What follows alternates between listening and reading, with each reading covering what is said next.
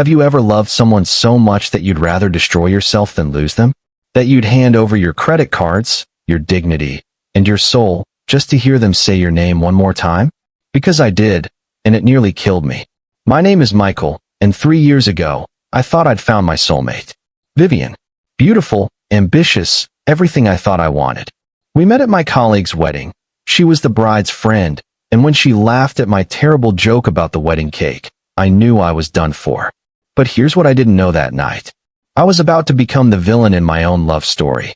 Within 6 months, I was driving 4 hours every weekend just to see her. Buying her designer bags I couldn't afford. Canceling plans with my friends because she might call. I became obsessed with being the perfect boyfriend. The guy who never said no, never disappointed her, never made her question my devotion. I remember one weekend, she mentioned liking a specific bracelet she saw online. By Monday morning, it was on her doorstep. Cost me 2 weeks worth of groceries. But seeing her smile in that photo she sent me, I thought it was worth everything. And then, after 3 years of what I thought was perfect love, she looked me dead in the eye and said, "I know you're cheating on me, Michael. We're done." I wasn't cheating. I'd never even looked at another woman. You know that feeling when the ground disappears beneath you? When everything you thought was real suddenly feels like a lie. That was me, standing in her apartment, watching the woman I'd given everything to pack my things into a cardboard box like I was just trash. Vivian, please, you have to believe me. I would never. Save it, Michael. I'm done with your lies. But what lies? What had I done except love her completely? But this isn't where the story ends. This is where it gets worse. Because I was about to learn what real desperation looks like. Because what kind of man was I? The kind who begged. The kind who called 17 times in one night, leaving voicemails that got progressively more pathetic with each one. Vivian, it's me again. Please just give me 5 minutes to explain. Vivian, I know you're getting these. I just need you to understand. Vivian, my life doesn't make sense without you in it. I became the kind of guy who showed up at her workplace with flowers, making such a scene that security had to walk me out while her coworkers watched.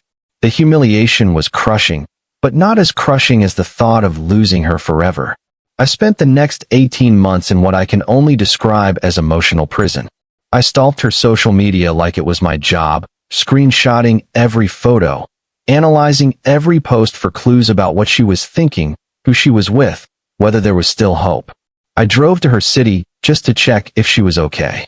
I sent letters, gifts, even had flowers delivered on her birthday with notes that said things like, "My life has no meaning without you," and "I'll wait forever if that's what it takes."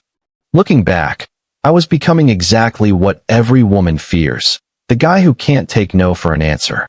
Then, after a year and a half of this pathetic behavior, something incredible happened. She texted me, "Hey Michael, maybe we can talk." 6 words that brought me back to life. I thought I'd won. I thought my persistence had finally paid off. I thought I was getting my life back. I was so wrong. The Vivian who contacted me wasn't the woman I'd fallen in love with.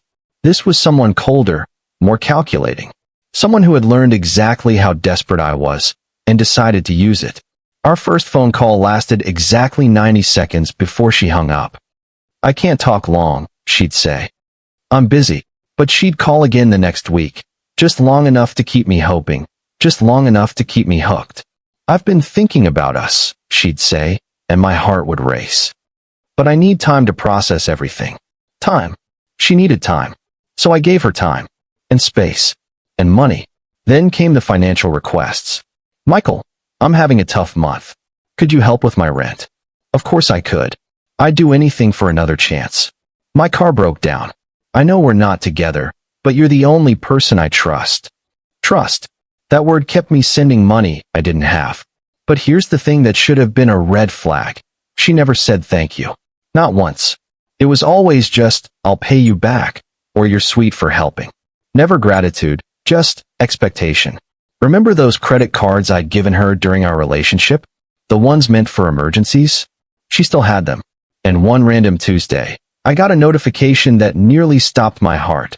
$3,000 charged to electronics and luxury items. When I called her, panicking about my credit limit, you know what she said? "You're such a loser, Michael. No wonder I never really loved you. Those words should have been my wake-up call. Should have been the moment I realized what I'd become. But instead of anger, I felt guilt. Like somehow, I deserved this treatment. Like I needed to try harder to prove I was worthy of her love. That's the thing about being a nice guy. You think kindness is a transaction. You think if you're just nice enough, patient enough, generous enough, eventually you'll get what you want. But Vivian wasn't done with me yet. She started telling me about other men. How she was dating someone new, someone more exciting than me. Someone who didn't bore her to death with my predictable niceness. You know what your problem is, Michael? She said during one of our 2-minute phone calls. You're too available. Too safe. Real men don't beg for attention. They don't need constant reassurance. They have their own lives. She was right. And the truth was devastating. I realized I'd spent 3 years trying to buy her love instead of earning her respect. I'd become so focused on avoiding conflict, on being agreeable, that I'd erased myself completely. But even knowing this, I couldn't stop. Because in my twisted mind, her cruelty meant she still cared enough to hurt me. Indifference would have been worse than hatred. So I kept taking her calls, kept sending money when she asked, kept hoping that maybe if I just proved how much I loved her, she'd remember why she fell for me in the first place. Except, had she ever really fallen for me? Or had I just been convenient? The safe option who would always be there, always say yes, always provide whatever she needed without demanding anything real in return? This question haunted me, but I was about to get an answer I wasn't prepared for. The breaking point came on a Thursday night in October. I was sitting in my car outside her apartment building at 11 p.m., trying to work up the courage to go upstairs and surprise her with her favorite takeout. I'd driven 4 hours after work because she'd mentioned in passing that she was stressed about a project. That's when I saw her come out of the building with him. Tall, confident, wearing a leather jacket like he was in some romantic movie. The kind of guy who probably never bought a woman's love or begged for her attention. They were laughing together, and she looked happy, genuinely happy in a way I'd never seen her when she was with me. But here's what really broke me. She was wearing the bracelet. The one I'd bought her 2 years ago. The one that cost me 2 weeks of groceries. She was wearing it for him. And that's when it hit me. I wasn't the hero in this story trying to win back my true love. I was the villain. The obsessive ex who couldn't let go. The pathetic nice guy who thought love was something you could purchase with good behavior and expensive gifts. I sat in that car for another hour, watching them through the window of the restaurant across the street. Watching her be the version of herself she never was with me. Animated, flirtatious, present. With me, she'd always seemed distracted, like she was tolerating my presence rather than enjoying it. I drove home that night, and for the first time in 2 years, I didn't call her, didn't text her, didn't check her social media. Instead, I looked in the mirror and asked myself a question that changed everything. Who have I become? The answer was terrifying. I'd become a man I didn't recognize.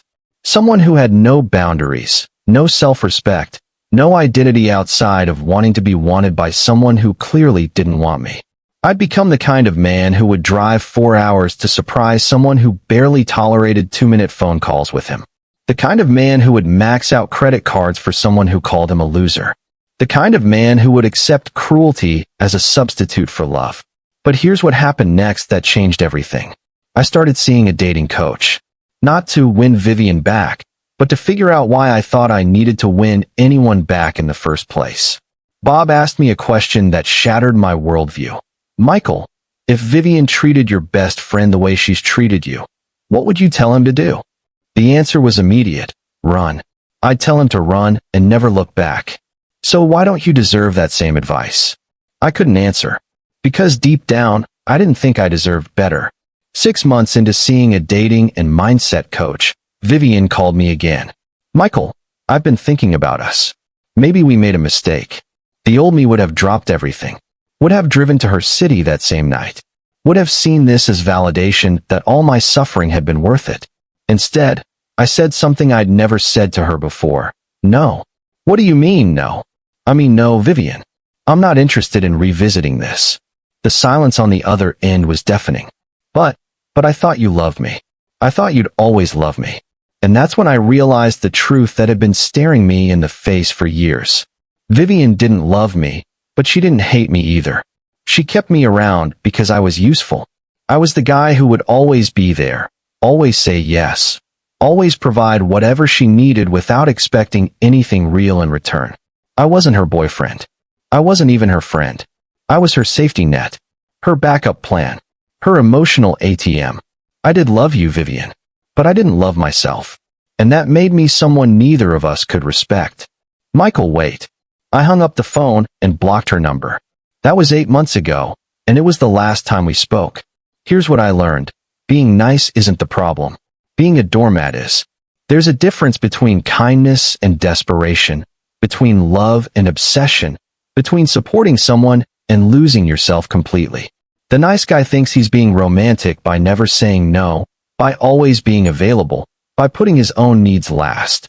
But what he's actually doing is removing all the mystery, all the challenge, all the respect from the relationship. Women don't want a man who agrees with everything they say. They want a man who has his own opinions, his own life, his own boundaries. They want someone who chooses to be with them, not someone who needs to be with them.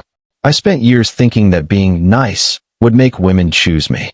But nice isn't a personality trait. It's the bare minimum for human interaction. What I was actually being was weak, needy, and desperate.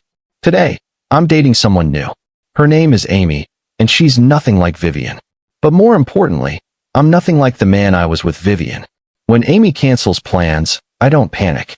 When she doesn't text back immediately, I don't spiral. When she disagrees with me, I don't automatically change my opinion to match hers. And you know what? She respects me for it. She's attracted to the fact that I have my own life, my own interests, my own boundaries. The irony is that by caring less about losing her, I became someone worth keeping. If you're watching this and seeing yourself in my story, I want you to know something. You're not broken. You're not unlovable. You're just operating from the wrong playbook. The nice guy playbook tells you that if you're just agreeable enough, accommodating enough, generous enough, eventually you'll earn someone's love. But love isn't something you earn. It's something you inspire. And you can't inspire love from a position of desperation.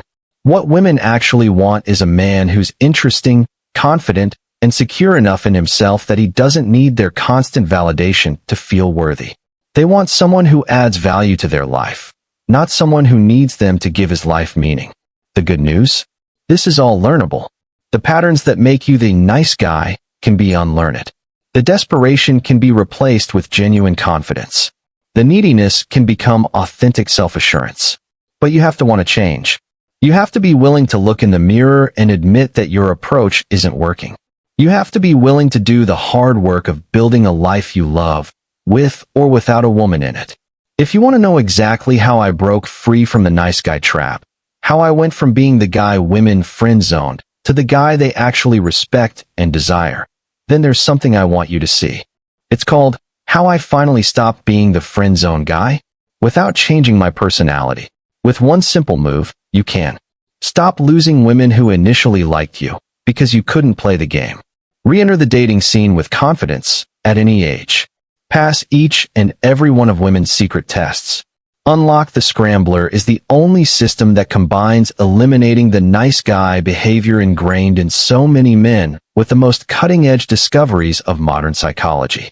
So you can gain the attraction of women, project personal power, and avoid the "let's just be friends" speech for good. Click the link below to get started. Your future self will thank you. And remember, you're not too nice. You're just not enough of yourself. Stop being the backup plan. Start being the first choice.